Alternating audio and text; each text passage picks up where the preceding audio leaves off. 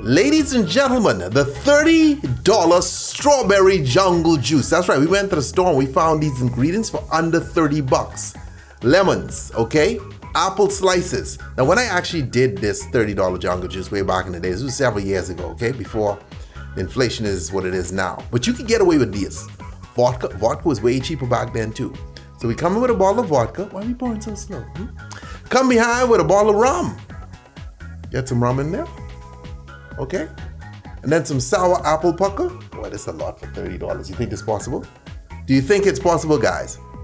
And then some Fanta. Okay, when I did this though, a lot of stuff was on special. And there are ways you could get a bottle of vodka in LA for $4 or $5. And then the rum for $4 or $5. And then the most expensive thing would be the sour apple pucker. No joke. And then you buy all these fruits on special right before they go rotten and they discount them. That's what you do, okay? And then you got yourself a $30 jungle juice. But it is possible in Los Angeles. Now, all you guys live in those expensive countries, good luck.